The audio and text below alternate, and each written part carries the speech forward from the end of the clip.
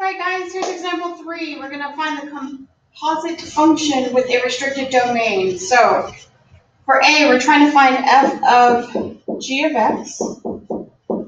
G of x is x squared minus 9, so let's plug that in to f of x. So this would be 1 over x squared minus 9 plus 1, which is 1 over x squared minus 8. So when we are trying to find the domain, the first thing we have to check is, do we have any restrictions on g of x? So that would be this guy here. It's a polynomial function. It doesn't have a fraction. It doesn't have a square root. So we have no restrictions on what's going in. But if this is my f of g of x, does this guy have restrictions? Yes. It has a fraction in it. And we know for a fraction, the denominator, in this case x squared minus 8, can't be equal to 0. We can't divide by 0, so we've got to pull that out of our domain. So this means x squared can't be 8. Taking the square root of both sides, x can't be plus or minus the square root of 8, which is 2 square root of 2. If you need help with this, come see me during tutorials, so we'll get you set up on how to go from square root of 8 to 2 square root of 2. We talked about in class today. All right, so my domain is the set of all x's, such that x can't be plus or minus 2 square root of 2. And that's A. For B, we need again to find f of g of x, which means we are going to find f of the square root of x minus 3.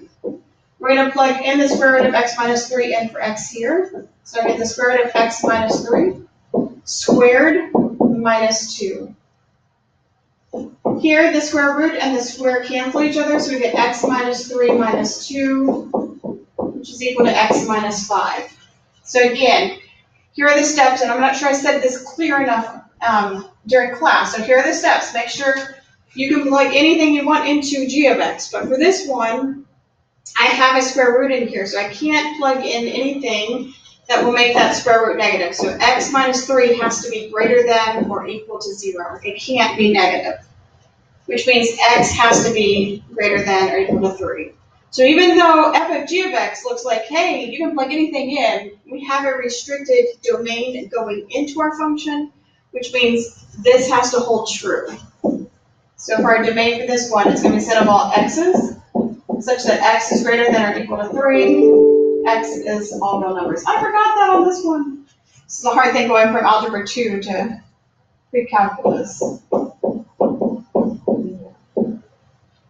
right, so for your implied domain, you want to see, can I put anything into it? Yes. Am I restricted on this part? Oh, yes, I am. So then I've got to figure out my restriction.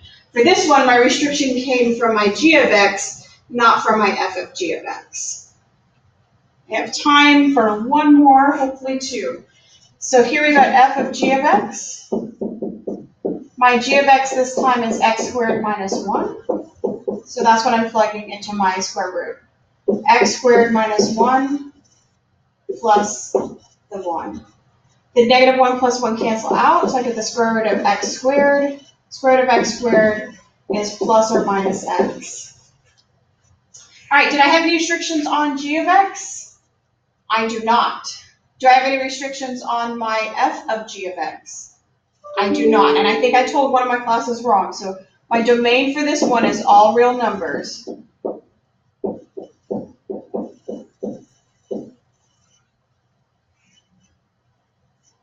And that's for 3a. For 3b, f of g of x. This would be f of x squared plus x. So this is going to be 5 over x squared plus x. Does my g of x have any domain restrictors? Any square roots or fractions? Nope. So it's not going to restrict our domain, but this guy down here is going to restrict our domain. So we can't have x squared plus x be equal to 0.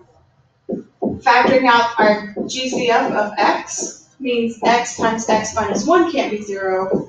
So x can't be 0. X plus 1 can't be 0.